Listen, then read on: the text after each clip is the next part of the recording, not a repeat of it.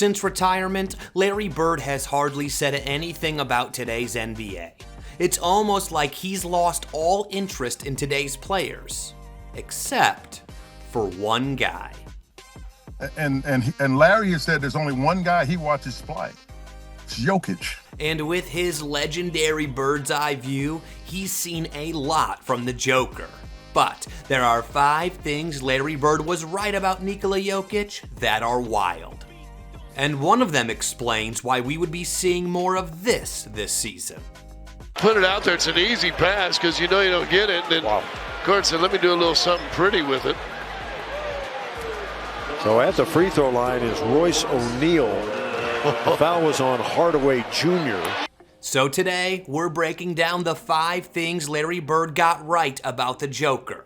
But also, we'd be showing you how Jokic is like a modern-day Larry Bird who happens to play the center position.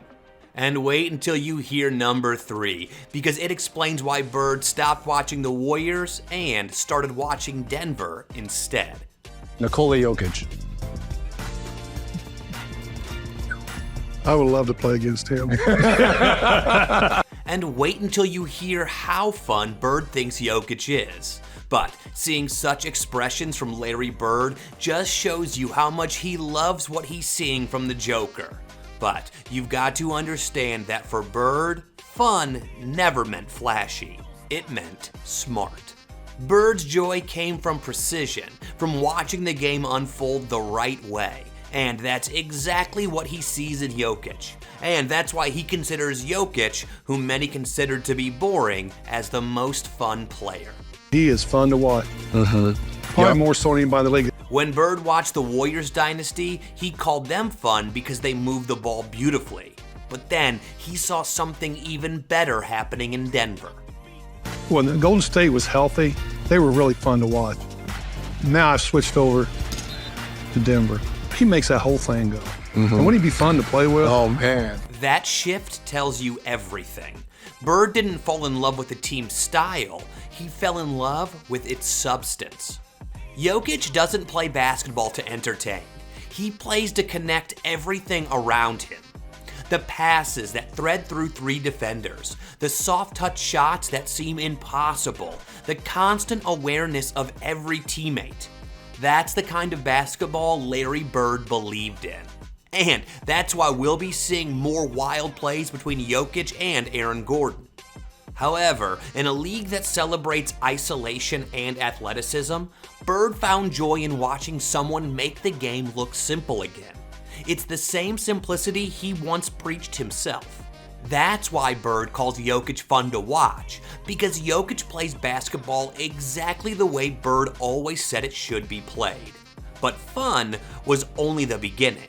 Bird didn't just enjoy watching Jokic, he genuinely couldn't believe how good he was. I would love to play against him.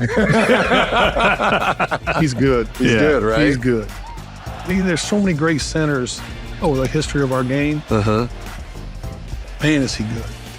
I just hope he stays healthy and able to continue to do what he does, because That's Larry Bird, sounding almost amused that a player like Jokic even exists. That's why he tagged him fantasy good. Because for someone like Bird, good isn't about stats or MVPs. It's about understanding the game on a level most players never reach. And if there's one person who knows what that level feels like, it's Bird himself. Bob Ryan, the Celtics sports writing legend, once said on a podcast, "There's a level of efficiency that very few ever attain. I call it mastery of the game."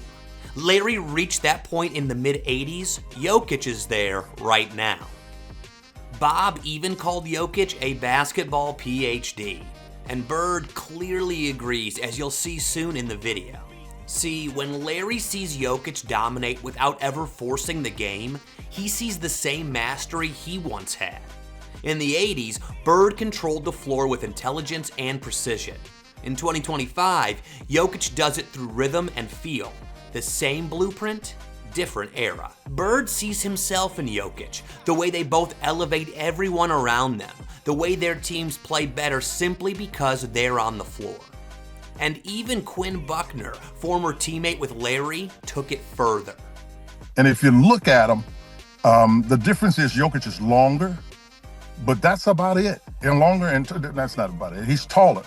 They play, and whatever talent they have on their team, those guys play at a higher level. That line, those guys play at a higher level, is the perfect bridge between Bird and Jokic. Because Bird's Celtics thrived on chemistry, trust, and unselfishness. And Jokic's Nuggets are built the exact same way. So when Bird laughs and says, he's good, right? He's good. It's because he recognizes that level of mastery, the one so few ever reach. But Bird didn't just stop at praising Jokic's skill. He also saw something deeper, something about how the entire Denver machine runs through him. And that's where Bird's third point comes in. For years, Larry Bird was fascinated by how the Warriors played basketball.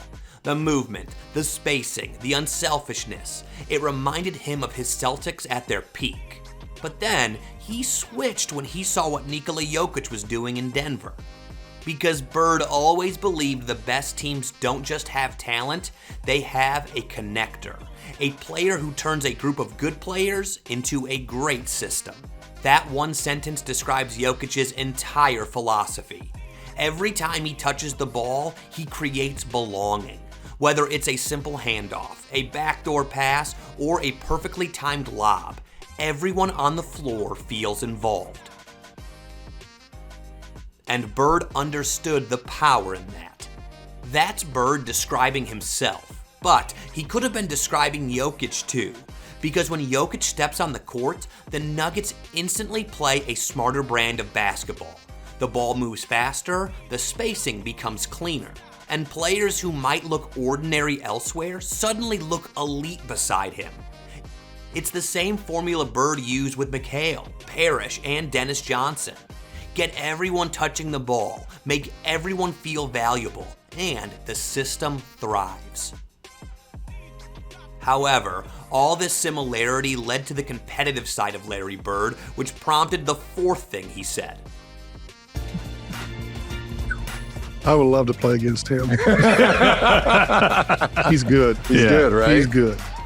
There's so many great centers over the history of our game. Man, is he good. When Larry Bird said that, it wasn't trash talk. It was curiosity. Because Bird's entire career was built on testing greatness. Magic, Jordan, Dr. J. The bigger the challenge, the sharper he became.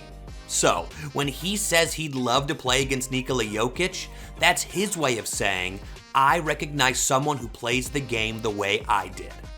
Both men read defenses like scientists. Both punish mistakes before opponents even realize they've made them. And both elevate teammates simply by being on the floor. Bob Ryan once called it mastery of the game.